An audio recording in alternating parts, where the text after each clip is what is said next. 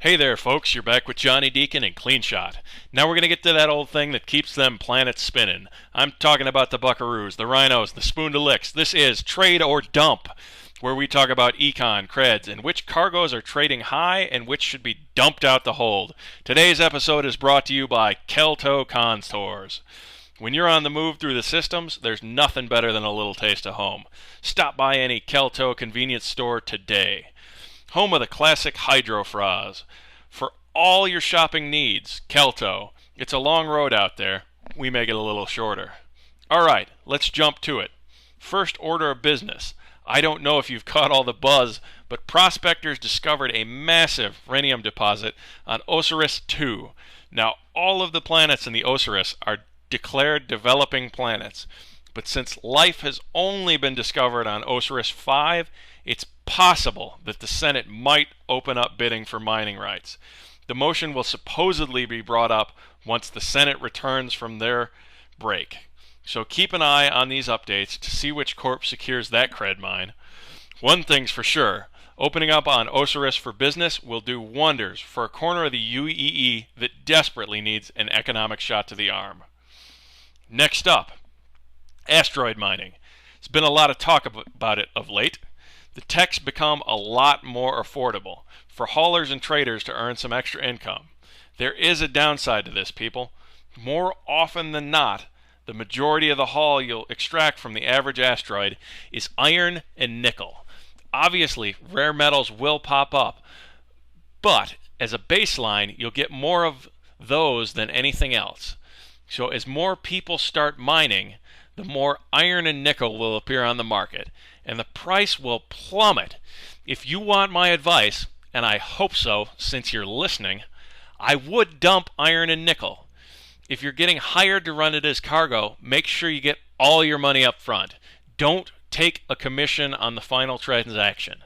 Speaking of which, join us for a special installment where we break down asteroid mining to see if it's right for you and yours. We'll look at which targeting systems give you the cleanest extraction cuts to avoid vaporizing the minerals and tackle all the external debate. Is it better to scoop or tractor the minerals into your ship for processing? Special guests will include Wilson Schuss, ex-shipper and recent entrepreneur, and Norman Colton of the RSI's Astro Development Team, and Dr. Fa Teller, who recently made waves by claiming that without official destruction protocols, asteroid mining could lead to planetary collisions. It'll be a spirited talk, so start sending those comm messages in so we can keep the discussion on topics you want to hear. Now, I get a lot of messages over the weeks.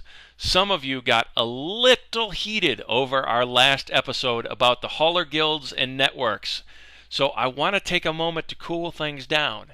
Y'all know that at the end of the day, I'm here for you.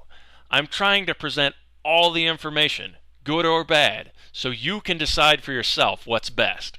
Now, when I'm talking about whether it's cost-effective to join a shipper's network, I'm asking a question. In order to access the network's list of contacts and available jobs, you got to pay anywhere between 15 and 20% of your pay. Now, my criticism of this system is that the network is also charging that same rate to the person posting the cargo manifest. Don't get me wrong, the networks can be a lifesaver, providing single source location to find a job, but that's an awfully big chunk of cred to hack out of your take home. Sure, the alternative is that you need to find and maintain your own contacts, but that was the question. My daddy was born a guild man, so I got nothing but respect for my brothers and sisters on the long burn. But when times are this tight, and every credit that you get is already spoken for, you gotta ask these questions. So there, got that off my chest. Hopefully we can clear them baffles and still be friends. Finally, my trade pick for this episode is thorium. Due to the growing demand as a component for mag-Thor construction materials, as well as its application in planet-side power generators, prices have been on a steady uptick for the past few weeks. So keep an ear to those comms for anybody with thorium shipments to move. That should do it, folks. Again, don't forget to send those questions for our special on asteroid mining. Get to where you're going. My name's Johnny Deacon. Keep sparking, people.